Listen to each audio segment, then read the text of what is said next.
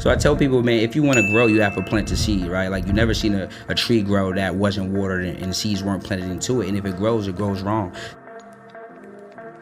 Once you learn this funding game for yourself, it's essentially we can turn around and take that same skill and be able to fund others, right? And the beautiful thing about running a funding company is you're like the person who sells ice cream, right? Everybody like you because who doesn't want money? Most people don't believe it when I tell you your low ticket, your mid ticket, and your high ticket are all essentially the same thing.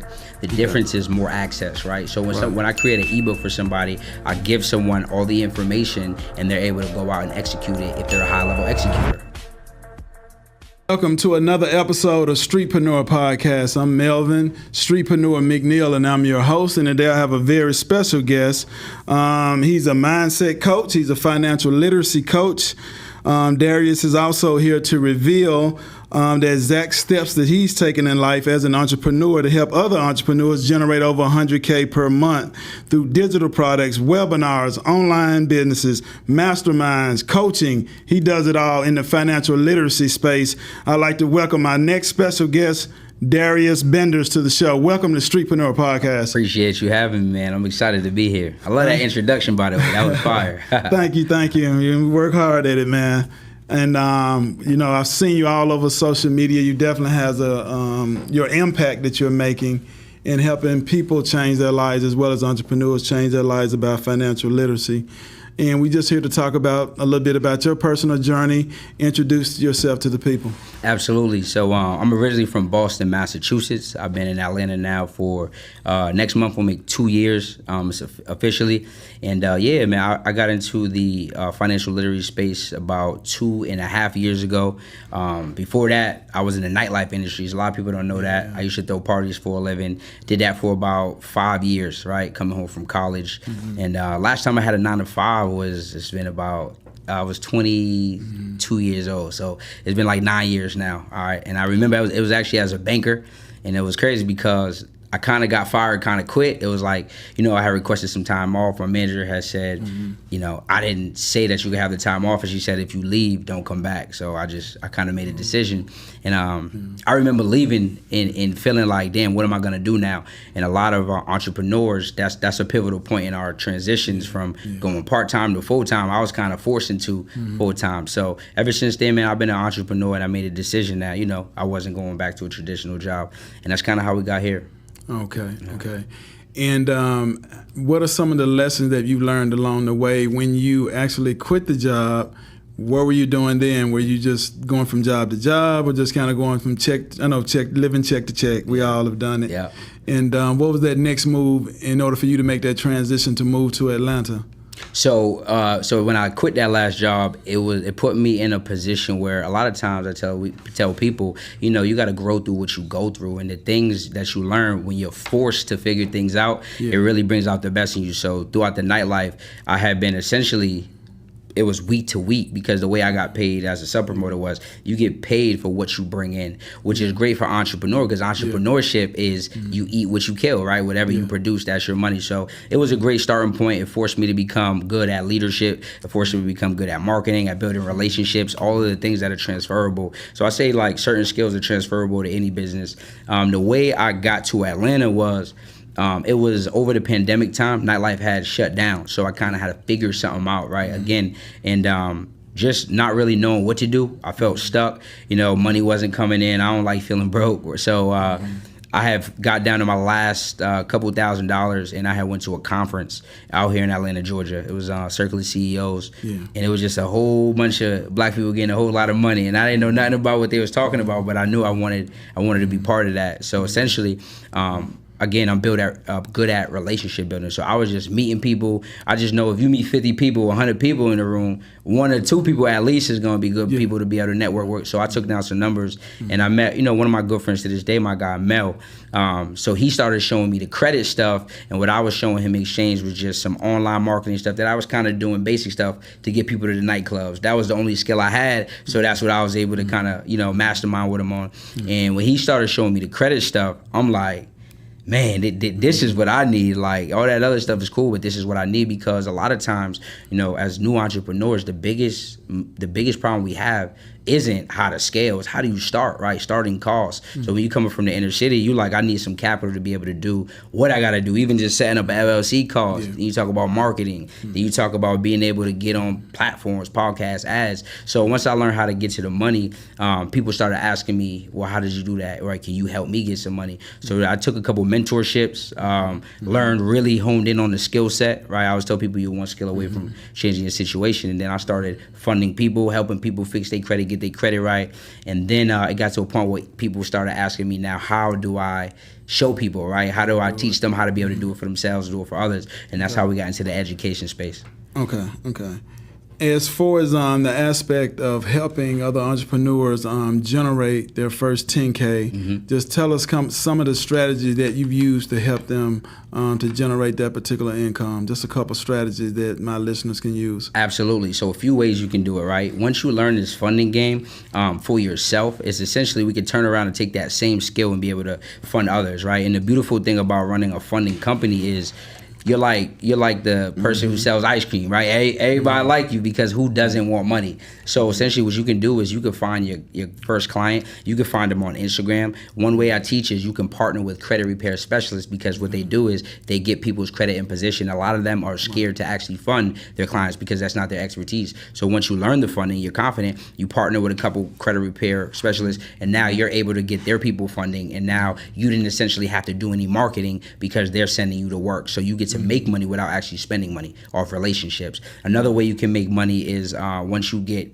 for most people who have an expertise, it could have been a transferable skill from your corporate job. It could have been a gift that you had.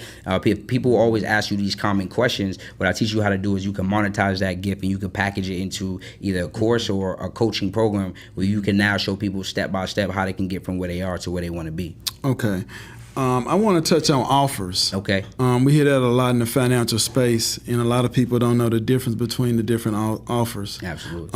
Tell us the difference between your low offers, your mid offers, and your high ticket offers when they're developing a coaching program or just trying to build their community. Absolutely. Just kind of break this down, and which one offers the greater benefit?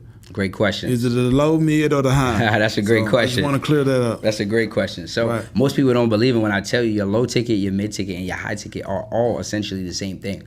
The difference is more access, right? So when I create an ebook for somebody, I give someone all the information and they're able to go out and execute it if they're a high level executor, right? When I package it up into a course, all it is that same ebook, but in visual modules, right? So now if they're a visual learner, they get more insight, more depth, they get to hear you talk. And then the high ticket is your coaching program, which is just going to be your course plus access to you. And the reason I would say the high ticket usually creates the most impact is because statistics show only 9% of people open up courses, right? Because people need redirection and need confidence, right? So when they get on a call with me, now they get to ask their questions from the course. And now that they know they have access to me, they're more likely to open up the course because they know whatever they're uncertain about, I get to bridge the gap from where they at and where they want to be. So high ticket offers are my favorite we made a lot of money with ebooks, a lot with courses, and a lot with coaching, but I actually don't sell courses anymore, and that's the reason, right? You know, the name of our company is Influence to Impact, and we really want to impact the people, and I know the best way for me to give impact is by me being hands-on. Not only can I teach you the skills, but I can teach you to think and grow rich, because a lot of people have a mindset issue, and that's why courses don't necessarily work all the time, because people aren't necessarily yet the person that they need to be in order to go out and get the result, right? So they need that hands-on. I get to talk to the people and serve them at a high level. Okay.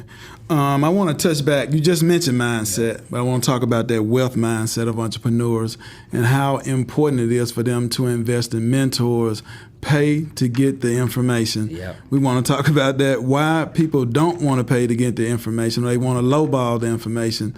Just kind of tell us the difference and the impact it has made in your life concerning the investment that you made to get that information that has taken you in your personal business to the next level. Absolutely. So the reason is people who pay, they pay attention, right? Like we all know, like you might get something free, but the problem is when we get free things, a lot of times we don't subconsciously believe that that's the thing that can change my life, right? But when you pay, you take it more serious. When you pay, you show up on time. When you pay, you're going to execute because you have something vested in it. So I tell people, man, if you want to grow, you have to plant a seed, right? Like you never seen a tree grow that wasn't watered and seeds weren't planted into it. And if it grows wrong. So in order for you have to think, where are already doing the very best at what we know and who we are. So the only way you're going to become better is by getting direction from someone who's already done it.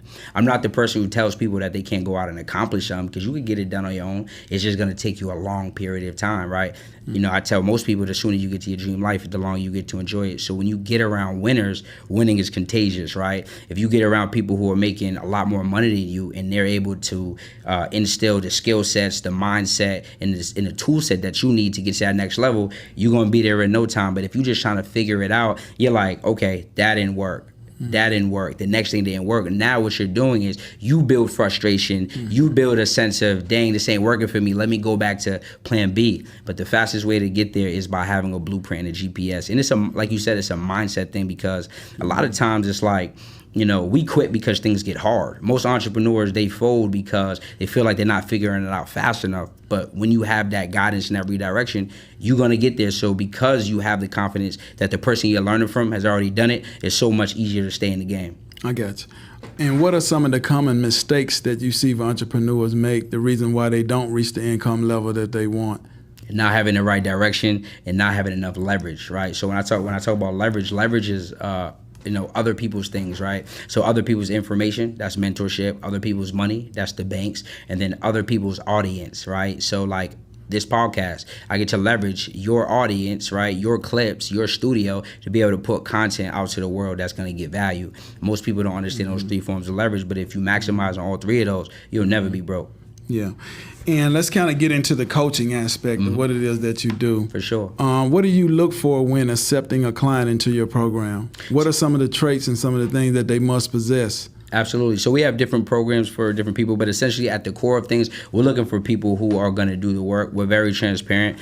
We don't want to work with people who don't want to show up and take action, right? So that's really it, because what we teach a lot of times is we're teaching entrepreneurs to go a lot from zero to that first level, right? Which is the hardest, because it takes a mindset shift, right? I got programs where we help people who are already making $10,000 get to $50,000, $80,000 a month. Those people are easy to coach because I just give them the play. They're already the person mentally to go run the play. But when we're coaching on credit and starting your business, right, and getting things up and running, now I have to get you to become the type of person that can attract a lot of money. So if you can do those things, you can work with us, right? We got mindset morning calls. We have skill calls where we're going to coach you on the things from funding, setting up your business, and getting into marketing, so now you can learn how to acquire customers. Okay. And one of those things, I want to talk about burnout. As far as the mindset when they're dealing with burnout, entrepreneurs who have already had a taste of success, they're coming back in, they're like, Darius, I want you to help me to overcome other obstacles. I'm sure the mental aspect has to be there too for that particular client that has burnout or has experienced burnout. What do you do to motivate them? 100. So a lot of the times, the reason we feel burnt out is because we are working in the business instead of on the business, right? Yes. So one thing we teach in our digital mastermind is how to delegate, right? How to hire, what positions you should be hiring first. Because if you're a solopreneur, you're doing the content, you're doing the marketing, you're doing the emails, the text message. It's easy to feel burnt out, and I felt that before too. Once I brought in the right positions, for example, my operations manager, she is able to take my ideas and put them into play. So now that frees me and it allows me to just be able to show up for calls. It allows me to do the things that bring more money to the business. So once you learn how to delegate and outsource the right things, then you don't have to worry about burnout because you have those systems in place to make business easier. Because a lot of people are quitting a job to work another job that they just call their business. But we want to teach you how to run a sustainable business that can actually give you your time back, because that's the point of business. Right. And systems and automation. What advice do you give entrepreneurs as far as systems and automation to help their business run efficiently within your program? Great question. So first thing we want to do is we want to figure out the bottlenecks in the business. When we talk about systems are all over, right? We have systems on social media, platforms like ManyChat, which allow you to automate your DMs, allow you to automate your content. So essentially when a person types a keyword, let's say I say, I was you and I was like, hey, for learning more on how to run your podcast, comment the word podcast below. Now what happens if someone comments the word podcast, we set up an automation through ManyChat that sends a response to tell them to check their DMs, and now in their DMs we're able to either sell or we're able to get them on a book call to see how we can help them more, right? So that's a great automation you can set up. One of my favorite automations is Go High Level, right? That's the system that we use as our CRM, which is just essentially the back office of your business. So tracking things like people opting into things, meaning they're giving you their name, number, and email. Now you can set up automations that are going to follow up emails with them, follow up texts with them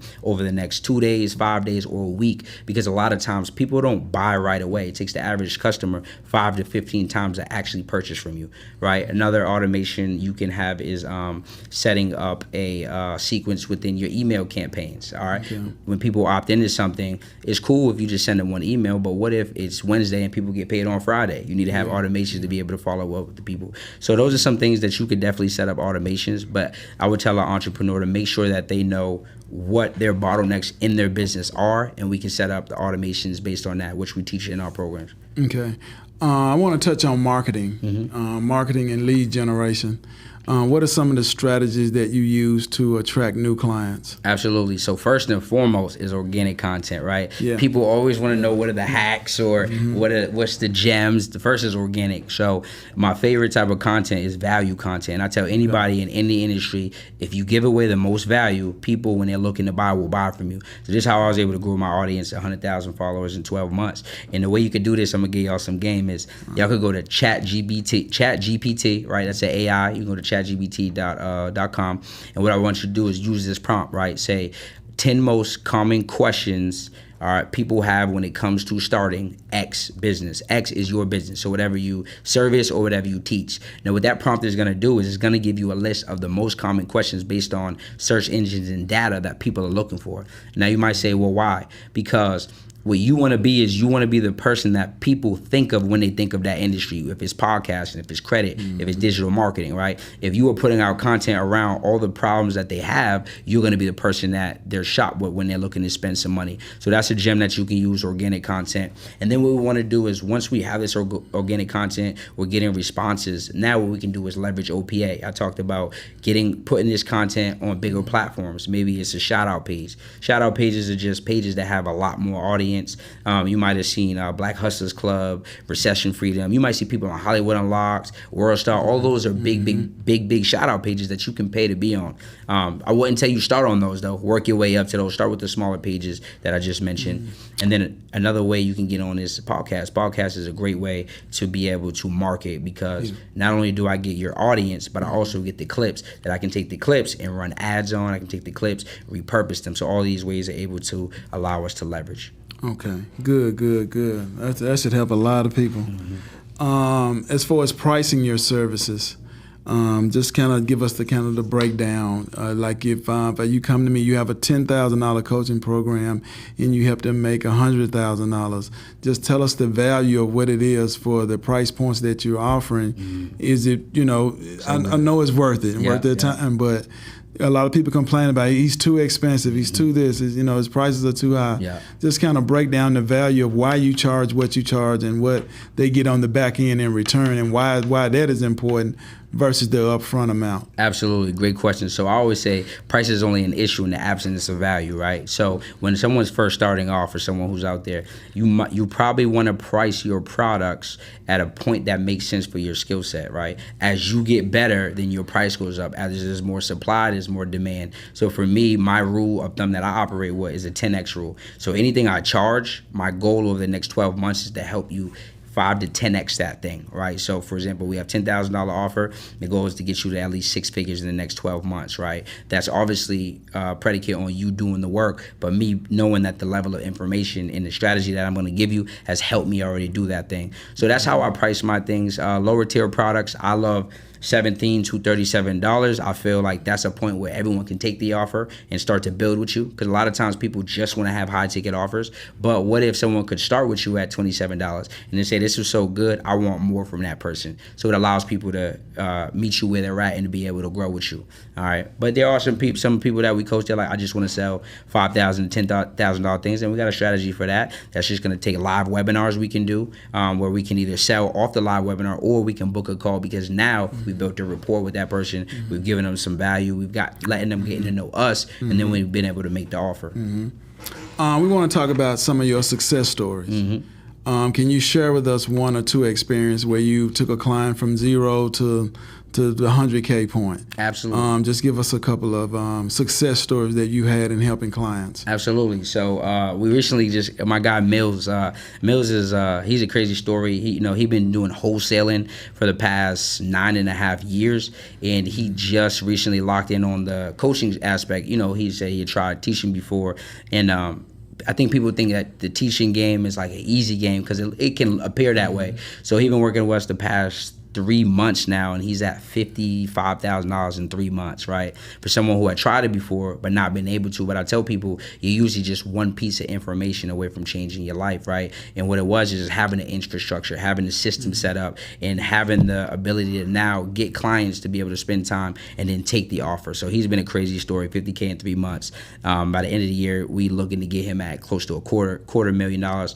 Another successful story we've had Alondra. She's been with me now the past 6 months. She's over 100K, all right? And she's someone who came to me. She has a family. She's not from here. She came over to this country. She put in the work. She invested in herself. And she's someone that is relentless. And the thing about her is she epitomizes with a lot of what I like my students to be, because she's a person who doesn't question things, right? She just executes. And a lot of times the difference between successful entrepreneurs and those who struggle a little bit more is the ability to execute now, right? No opportunity wasted. And some people are always questioning things. Oh, well, what about when this happens? But you're not even there yet. But when I see entrepreneurs like her who they run the play, it works, or even if the first time it didn't work, they continue to do it and get better, and they come back, then those people will always go out to make a lot of money faster. Okay. I want to talk about the future of coaching before we close. For sure. As far as staying updated on the newest trends and developments, what do you use? How do you stay up to date on what's happening today? I know social media, the whole platform is changing fast. Where do you see the future of business coaching going? Absolutely. So I think coaching is, one of the top 3 fastest growing industries in the world. Okay. So I don't see it going anywhere. I see it growing because a lot more people are learning that you can monetize your gifts and your abilities. And there are people who will pay you, because people pay $40,000, $50,000 a year to go to traditional college, which doesn't necessarily put them in position to win in the real world. So when you have an ability to help somebody solve a problem that can get them closer to their dream life, then people will always pay for that. Things I do, honestly, transparently, is I just stay in the rooms. I stay in masterminds, and I stay in mentorships where we all are exchanging plays, what's working, what's not working. For example, right now we're running a lot of challenges, all right, which are just multi-day events that allow people to spend more time with you, and it allows you to basically make higher ticket offers, because conversation equals conversion. So the more I can spend time with a person, show them that we're good at what we actually doing, show them testimonials, it makes it easier for now when making the sale. Okay, good job, man. You definitely dropped a lot of jewels. Tell them one more time all the services that your company offer. Absolutely. So at Darius Benders on all platforms, we offer business funding. So if anyone wants done for you business funding, we offer that. We also teach business owners how to get capital for themselves and how to be able to run a 6-figure funding company. And then we have our third tier level, which is our digital mastermind, where we teach people how to make money with digital products and services. And then we have our 7-figure CEO program for people who are already making $10,000 to $20,000 a month, looking to get to 6 figures a month. Okay, there it is. Yes, sir. And I hope all entrepreneurs who are listening and watching this learned a lot. And definitely did you give them your number and where can they reach you on social media? Yeah, reach me at Darius Benders, and all you got to do is DM me the word birthday, and I'm going to send you a free invite to something special. All right, there you have it. And we want to welcome you thank you for taking time out of your busy schedule to come on Streetpreneur Podcast. Thanks for having me. And we wish you nothing but much success in all of your business endeavors, which I'm sure you have a lot going on coming up, especially for 2025 and beyond. Absolutely. So thank you. We want to welcome all of our watchers who are tuning in right now, watching this particular episode. We want to thank you and hope you learned a lot about financial literacy on this particular episode. And I wish your business much success. Please leave a comment in the comment section. Also, feel free to like, share, and subscribe to the channel. And we look forward to seeing you next week with another episode right here on Streetpreneur Podcast.